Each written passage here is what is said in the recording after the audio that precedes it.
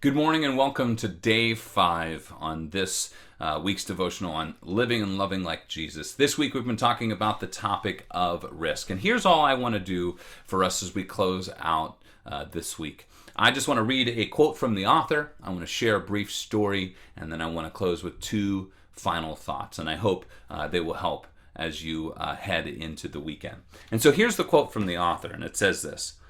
He says, "How do we take risks in how we love others? How do we walk in Jesus' ways within the course of our ordinary days? How do we learn to be naturally supernatural? Here's a thought to anchor you. Love goes first." And I'm sure he's thinking of 1 John 4:19, which is one of my favorite Bible verses, which says, "We love because he first loved us." Is that we learn to live and love others and love God the way that Jesus loves us. And a lot of that takes risk and sacrifice and service in order to do. And so I just wanted to share with you a brief story, amidst all the stories that I have shared with you this week. When I was 20 years old, I was a fresh Christian. And I came to Christ in college, and it was the summertime, and I was working as a camp counselor for the YMCA in downtown Erie. And I remember I wanted to go golfing the next day, and so it was a Friday, it was payday, and I went to the YMCA to get my check early so that I could walk down to the bank and put some money in the bank and take some out of the ATM. And I remember walking down the street because I knew it was only a couple blocks away, and I saw this homeless man on the ground. And as I kept walking by him, the Lord immediately gave to my mind Matthew 25. He says, "Whatever you do for the least of these brothers of mine, you do for me." And I remember that stung me in the heart, and I was like, well, I got to do something about it now, right? I want to be obedient to what the Lord wants for me. And so I got some money out, and I walked back over to the guy, and I started to hand him the money, and I gave him the money, and he looked up to me and he goes, "Are you serious, man?" I was like, "Yeah, I'm totally serious. I want to help you out." He was like, "Thank you, man." It was funny because, I refer to this guy as Ricky, the hitchhiking hippie. And so I sat down, and I'm starting to have a conversation with Ricky, and he starts to tell me his story. He tells me about how he was, a hippie, and he grew up in Beverly Hills, and how he had hitchhiked all the way across the country, and he ended up in Erie, and how he still wanted to get a college degree. He was like, "I want to be like someone like you, man, who's in college and want to get my degree." I think he wanted to get a degree in environmental science.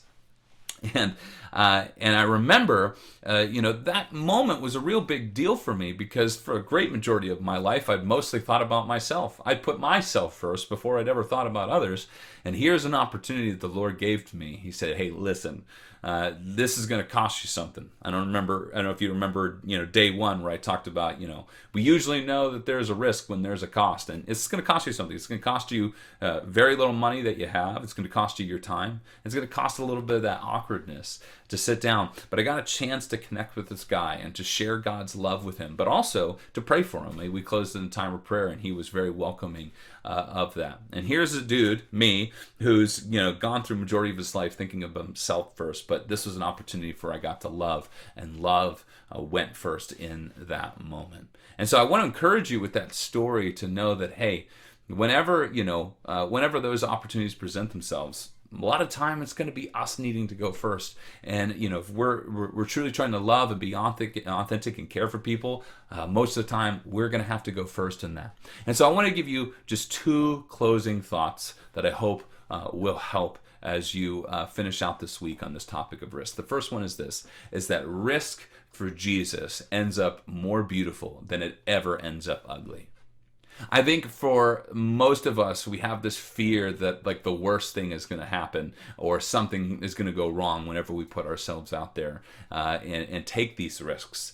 No, we have found that, or at least I have found that it always ends up more beautiful than it ever ends up ugly. And the last thought is this, is that risk for Jesus gives God glory, and it tells more stories than safety for self ever will. If I had decided to keep myself first in that moment when I walked by that man, I would have never had this opportunity to share this story with you about how God worked in my heart and it blessed him that day.